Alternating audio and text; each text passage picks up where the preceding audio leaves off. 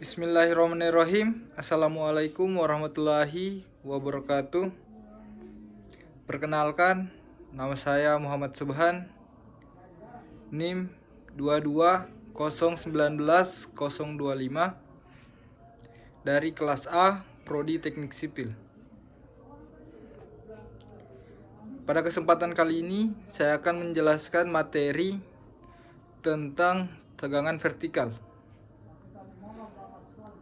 Konsep tegangan itu terbagi dua. Pertama, tegangan atau stres merupakan besarnya suatu gaya yang bekerja pada suatu bidang yang memiliki luas tertentu. Jadi, gaya persatuan luas. Rumusnya, gaya bagi luas. 2. Distribusi tegangan merupakan penyebaran tegangan yang terjadi akibat beban dalam tanah, berat tanah di atasnya ataupun beban luar. Terhadap kedalaman bidang, titik yang ditinjau semakin jauh, titik yang ditinjau akan menerima tegangan yang semakin kecil. Tegangan juga terbagi dua, tegangan efektif serta tegangan vertikal. Tegangan vertikal yaitu distribusi tegangan merupakan penyebaran tegangan yang terjadi akibat beban dalam tanah, berat tanah di atasnya atau beban luar terhadap kedalaman bidang titik yang ditinjau. Semakin jauh titik yang ditinjau akan menerima tegangan yang semakin kecil.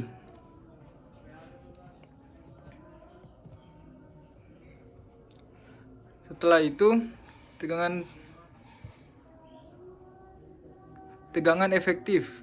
Tegangan efektif merupakan tegangan yang mempengaruhi kuat geser dan perubahan volume serta penurunan tanah. Penurunan muka air tanah akan menyebabkan kenaikan tegangan efektif pada tanah, dan apabila besarnya tegangan efektif melampaui tegangan yang diterima tanah sebelumnya, maka tanah akan mengalami konsolidasi dan kompaksi yang diterima tanah sebelumnya. Maka akibat dari kompaksi tersebut akan mengakibatkan amblesan tanah pada daerah konsolidasi normal. Perlu diketahui bahwa tegangan efektif tidak hanya ditentukan secara langsung, tetapi harus diketahui informasi mengenai tegangan total serta tegangan air pori. Tegangan juga terbagi lagi, tegangan tanah akibat berat sendiri dan tegangan tanah akibat beban luar. Besarnya tegangan pada sembarang titik di kedalaman tertentu akibat beban luar pada suatu media tertentu yang luas tak terhingga atau penyeberangan tegangan. Analisis ditinjau arah vertikal atau tegangan vertikal. Beban luar dapat berupa beban terpusat, beban bentuk 4 persegi, bentuk segitiga, bentuk trapesium, dan lain-lain. Tegangan vertikal juga mempunyai 3 cara, yaitu untuk mencari tahunya: cara sederhana, cara elastis, Buznik-Westergaard Newmark, dan finite element.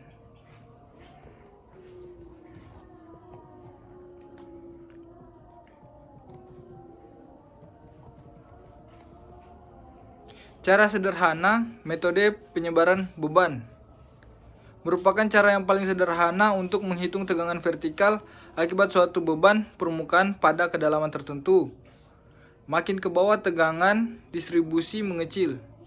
Cara ini merupakan pendekatan empiris dengan beranggapan bahwa dinding di mana beban bekerja bertambah, bahwa sidang di mana